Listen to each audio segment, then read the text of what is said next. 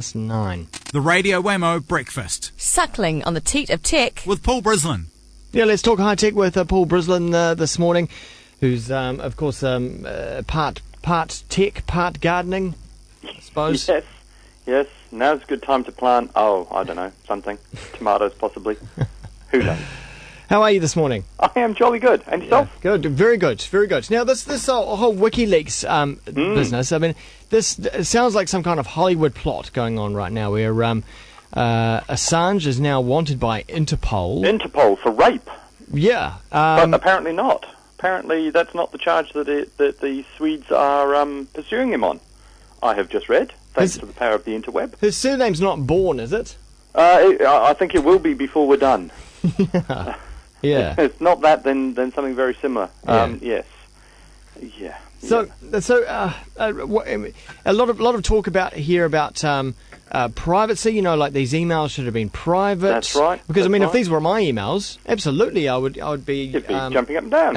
Yeah. So on the one hand, you could be on the side of the world order, and say, look, their emails are private, Paul. That's right, and that some things do need to be conducted behind closed doors. And on the other hand, you could say, well, hang on a minute, you're the government, you work for us, you do as you're bloody told. Yeah, so we can't. Where are the rules here? Well, they apparently seem to be changing on a daily basis, which is as it should be. We should have a discussion about things like privacy and security, and government's ability to discuss things in private, and whether or not some of these things should have been in the public arena. The whole rape allegation thing is interesting as well, in that it's come out just after he's dumped this little septic tank all over the world's governments, and particularly over the ambassadorial group. You know, the diplomats who like to put in these kinds of cables where they'll explain things to their lords and masters, and try and couch things in polite terms, but quite often, as with Prince Andrew's ones, just point out that he's a complete plonker who still lives in the 1800s. But, all it takes is someone like Hillary Clinton to have a word to a CIA agent who has a word to Interpol, who puts them on the list, right? That's all it takes. And that's dangerous as well, isn't it? I mean, I don't know if that's what's happened here. The Swedes are accusing him not of rape, according to Liberal Conspiracy, a website I've just discovered. But what the Swedish law is that he has had consensual sex with a woman without using a condom. No. And at the time, she was fine with that, but subsequently, she's decided, wait a cotton picking minute, he should have used a condom. There is a law in Sweden which says that is illegal. Crikey.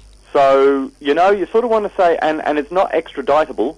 He can't be extradited from the UK to, where presumably is at the moment, to Sweden on this charge, because there is no reciprocal similar crime in the UK. So that's the way that extradition apparently works. Yeah. But yes, this is apparently a crime in Sweden, and he's been charged of it. Not, as the media keeps reporting, rape. So you've then got to say, well, hang on, this is all getting a bit suspicious, isn't it? It's all a bit conspiracy and a bit... Now, I'm not one for conspiracy theories. They tend to be based...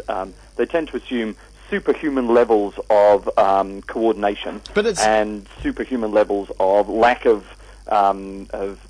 incompetence, and I tend to put most conspiracies down to pure incompetence. Well, but it's also very convenient, isn't it? I mean, it's a convenient way of making him disappear, in a very quick fashion, and end up in a red suit in a camp somewhere. In a camp, pop up on the border of Pakistan and somewhere in a cave, living with Osama and Elvis.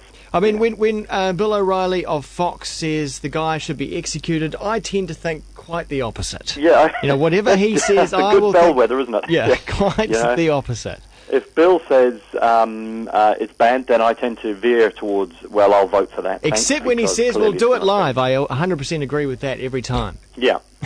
That's a good rule of thumb for life, I find. We'll do it live. Yes. But, on the other side, you've got to say, well, diplomats need to be able to explain things to their political masters bluntly sometimes and openly without fear of it all coming out in the wash.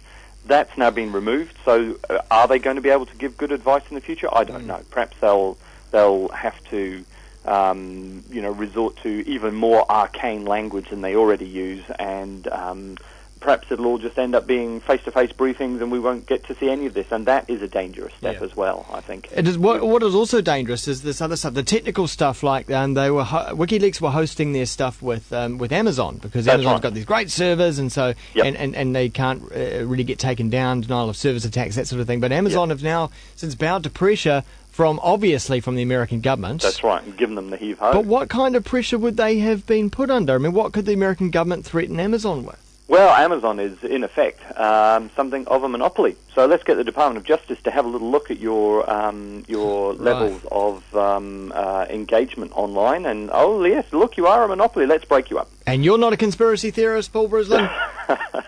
Only in my off time. Yeah. That's the way I look at it. You know, if you were going to threaten Amazon, that would be the easiest thing to do. Okay. What if it's you next? You know, all of your customers' personal details are leaked.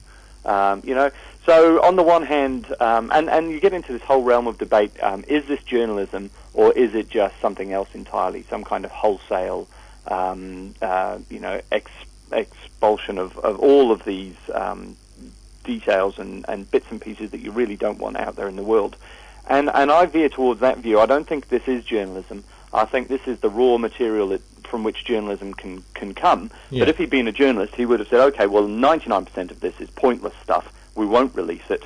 The 1% is interesting. That's the bit we'll release. Yeah. Okay. But instead, in effect, he's devalued his own service, because this is not the show-all, tell-all that a lot of people are expecting. Well, in fact, a lot of it is banal, pointless stuff, like a Christchurch marching band trying to go and visit Colonel Gaddafi in Libya. It's pointless. But there are some pretty important stuff in there, like the North Korea-China situation. That's right. The Iran situation as well. So there is stuff and stuff like that. That's the important stuff. So what he should have done is actually put on his journalist hat and gone through and said, okay, that's the way I would have done it. But he's given it to news sources to do that as well. I mean, he's given it to the Guardian to trawl through. But what they're doing is just putting the whole lot online. Well, which devalues the whole thing, isn't it? Really. And this is one thing I wonder. I mean, should he have given it to every news organisation? Yes.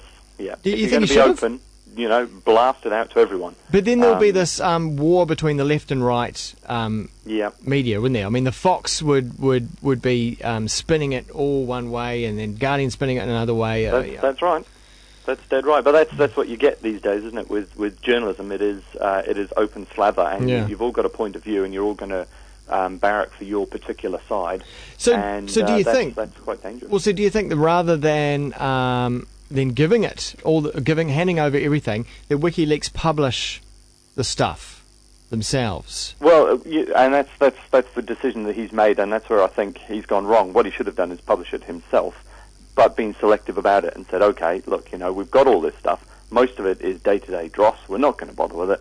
However, we're going to make an editorial decision, and actually been an editorial board about it. But then wouldn't we that would give him a lot more bite when it gets to these kinds of accusations. You'd be able to stand up and say, he's not a nutter, he's actually exercised some care and consideration about this. But then we'll turn it around to him and say, well, what makes you the judge and jury here? Well, that is the role that media should play. The fifth column, who will stand there, and the fourth estate. Sorry, I've got my columns and my estates mixed up. The fourth estate, to stand there and to question everything, and to say to the government, well, that looks lovely, and I'm really pleased that you're thrilled with your new bill. However, it does this, this, and this. Question everything.